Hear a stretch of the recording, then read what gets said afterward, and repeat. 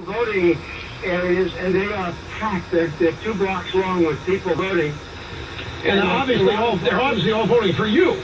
Well, it looks like it. They have a lot of hats on, red hats, and they have a lot of buttons on them saying Trump. So hopefully they're voting for me, I think. But there are a lot of people that they said they've never seen lines like this, Rush. Mr. Trump, I want to make an observation and get your reaction. We have some, I think, devastating news for the American people today, and that's what's happening with healthcare premiums. This 25% is just an average. It's much higher than that. Mr. Trump, the people who have destroyed the healthcare system are also in line to destroy other aspects of our economy, the job market via immigration and amnesty. Right. And they're out there claiming their fingerprints are all over this. Yours are not. Mr. Trump, you don't have one thing to do with anything that's gone wrong in this country. They do. And they're throwing out everything they can to destroy you and to prevent you from winning. And you keep hanging in there. What is your plan these next 2 weeks to take this to the finish line? Well, one thing we're going to do is talk just about that. Obamacare, jobs. Our jobs are being taken away from us, Rush. Companies, as we speak, are signing documents with Mexico and other places to move. Our jobs are being, look at Ford 2 weeks ago, Ford Motor. They're going to make all of their smaller cars in Mexico. They're going to move everything out of here. And so many, Carrier Air Conditioning. I talk about all these companies. There are hundreds of companies. They're moving out to Mexico and other countries. Obamacare is a disaster. And you remember, I called that from before it was approved. I said, this can't work because it's just the plan is no good.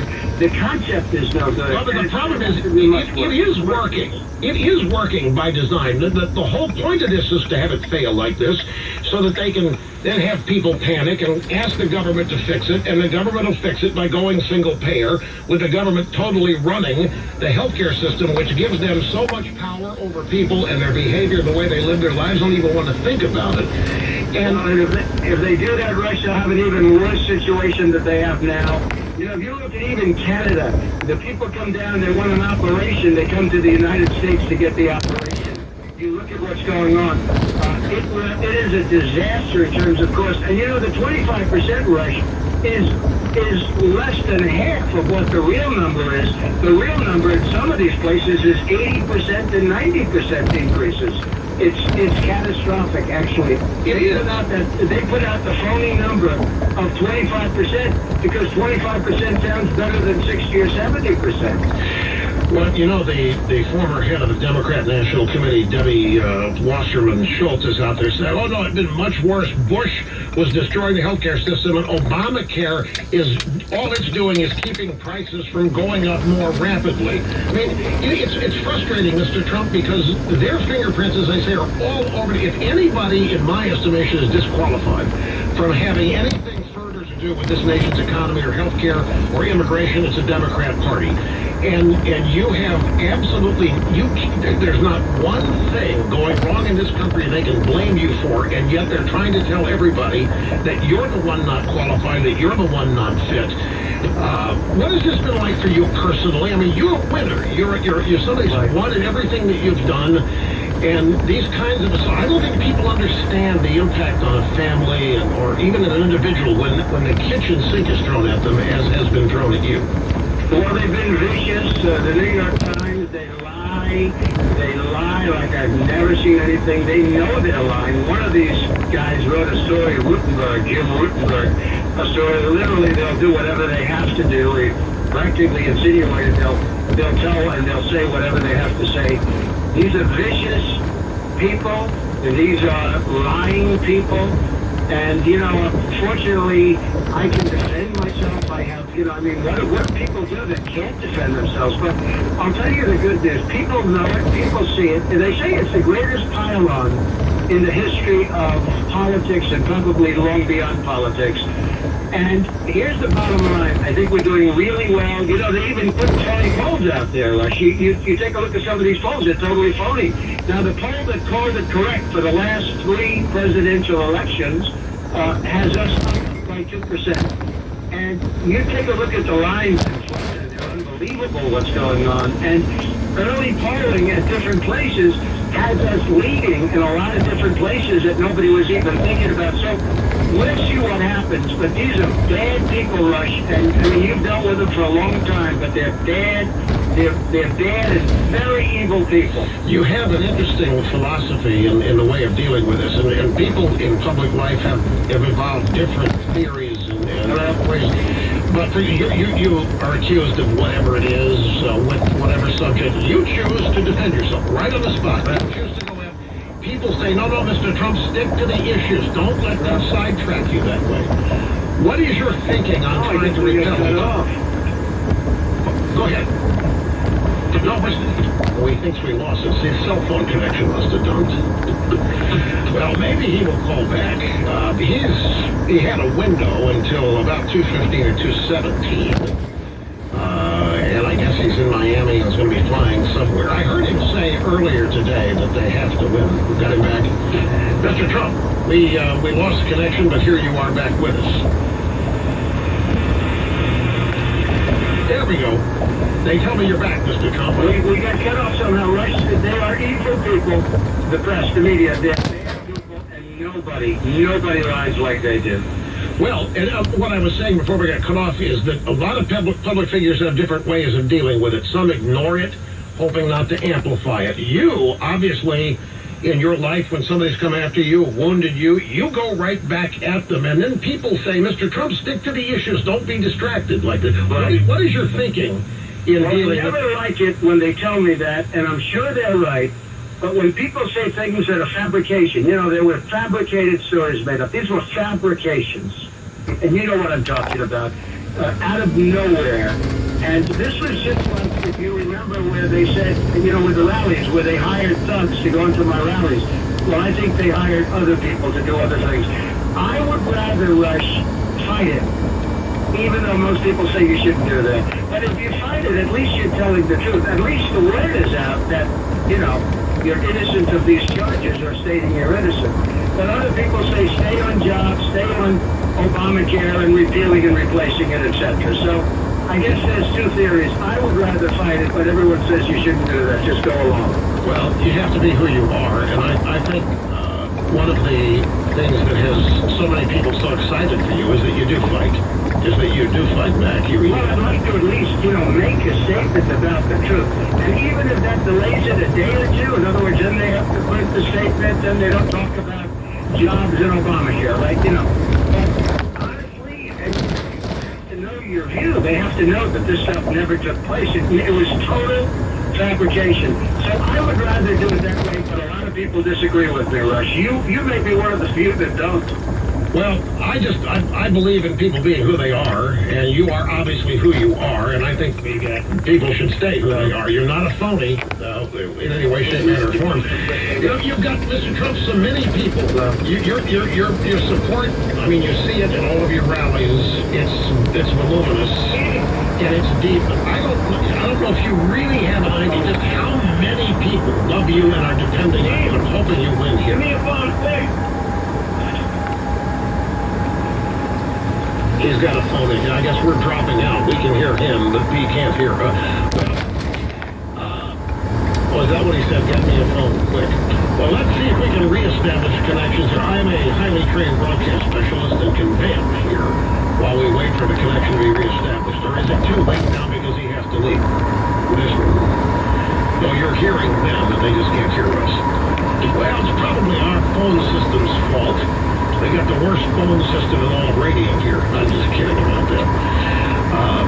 But I do hope that we're able to get him back before he has to depart, because he's breathing rarefied air. I know that I look at this campaign of Mr. Trump's in different ways than a lot of people do. It's politics, of course, and we look at it, political theory, strategy, but there's so many different levels to the Donald Trump campaign. I think this event, this thing he's tapped into is bigger than he is.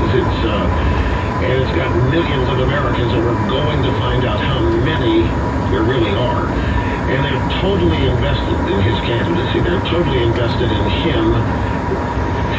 Mr. Cup, I'm told that we are once again reconnected. Are you there, sir? Yes, and I'm not sure whose fault, but I'll tell you what, I changed phones anyway, just to make sure, okay? Well, no fault. Look, I know you've got to split soon and leave for your now. Where are you going next, by the way, Maya? We're going to different places all throughout Florida. Our next stop is to Sanford, Florida. We have a tremendous crowd. Last night we had 25,000 people in Tampa. We had, I don't know if you saw last night, Rush, it was unbelievable. I did. Well, Tim Kaine had 30 people at West Palm Beach, and you've got 70. I know. Yeah, we had 25,000 people last night. We set the record for the arena, and it was beautiful. And the level of excitement was even more beautiful. What do you say to people that say that doesn't matter? That doesn't tell us how people are going to vote at all. That's just yeah. Well, I don't believe it. You know, they say Romney had crowds, but the truth is he had one crowd. One big crowd the last day. We've had crowds for 5 months. I mean, from the beginning, and now they're bigger than ever before. No, I think it makes a big difference. I've heard that theory, and you know what? Maybe it's right. I don't know. I'll let you know around the 9th. I'll let you know right after the election. But nobody's ever had crowds like we're having. It's a movement. It's a movement well, towards common sense and other things. It really is. I was going to tell you before we got disconnected the last time. You see your crowds. You know how many people are showing up. I think there are millions more people than you even know behind you, praying for you, urging you on, hoping and praying you win. It's phenomenal, the kind of support you have behind you, despite the best efforts to suppress it. And those efforts are being made. I think it's profound, the number of people. Well, they're doing a tremendous suppression effort.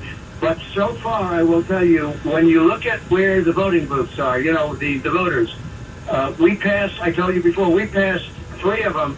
They're 2 and 3 blocks long of people standing there waiting to vote.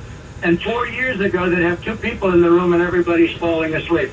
In the voting, the lines are unbelievable getting into the polling places and the voting booths. So, hopefully that's a great sign. And these, I think, are real tough people. These are people that want to see America be great again. They are. Now, you called here about health care and it's this disastrous premium increase. What do you, as far as you've thought about it, what needs to change in Obamacare? When you say you're going to repeal and replace it, what are you going to do instead of Obamacare? How are you going to get prices down? That's what matters. How are you going to bring prices down? It's such a great question, and there are frankly so many answers. There are so many savings. You look at the savings health insurance. There's so many great ways you can do that. You'll get great plans at much less money. I mean, these people are being just killed. And the 25% was put out by Washington because the real number could be 3 times that amount. I mean, it's catastrophic what's going on. I left small businesses a little while ago, and they were all complaining that Obamacare is putting them out of business. Not only the regulations, which are a disaster, and the taxes, but Obamacare is putting them out of business. So you have that concept, the savings account and health care. What you really have are ways of getting people energized by you have to take down the lines between the state rush so you have competition. Right now, there's no competition. None. And the insurance companies love that because they'd rather have one state than have to compete in 50 states. But you have to break down the barriers, break down the lines so there's competition. And once that happens, they will see their costs drop, and they will see plans that nobody's even thought of before. It'll be so beautiful. Right, because right now the insurance companies are forbidden by law. Hey, sorry to cut in. What he's talking about are health savings accounts. It basically puts the money in your hands for you to do what you need to do, and there are other avenues he's discussing as well. And other concepts off of that. But, I'm totally serious. You will have plans that nobody's even talking about now because it'll get more and more competitive, more and more ideas will come out, and the costs will drop so incredibly. It'll be an incredible thing to watch. We are absolutely being killed. Businesses are closing. I think Obamacare is now taken over almost from regulation, which is ridiculous what's happening with overregulation, as the biggest single problem to opening and keeping businesses going. It's destroying lives. It's taking people's disposable income away. It's a disaster what is happening under the whole concept of government knows best here, which clearly is not being demonstrated here. Before you go, I have to ask you something. I think I heard you say today earlier that you are of the opinion you have to win Florida if you're going to win the whole thing. Did I hear you right earlier? Well, I think so. And again, I'm going by people that I watch and that I listen to and that I read. They're saying that, and I think so far we're doing very well. The latest poll came out even, but at the voting booths, we're killing it. I mean, I think there are a lot of people out there that aren't being polled. That's what we're seeing in a number of states, including North Carolina, including different places. In Iowa, we're doing fantastically well. But we're seeing that there are a lot of people that haven't been polled in Florida, and the lines are incredible. They never expected anything like this. They're getting more people to work inside because they didn't expect anything like this. Now, we'll speak later on in 2 weeks, and we'll say, well, we were right or we were wrong. But I think there's a tremendous energy out there, Rush, and despite the horrendous, really lying press. I mean, the media is so bad, and I hit them as hard as I can as often, because people have to understand. But despite this... Oh, they do! Mr. Trump, they do! They understand exactly what the media is doing to you. That's, your fan base, your support base is loyal beyond, I think... Amazing. They really... I love them. I love them. Well, thanks for your time today. I appreciate it, and good luck the rest of the way, sir. Well, thank you. We're going to be working very hard, and we'll speak to you on the 9th. Hopefully, we'll have a happy conversation. Oh, look forward. Okay? Look forward to it. Thank you, Rush. I appreciate it. Thank you, sir. Donald Trump on the phone with us in Florida. We be right back.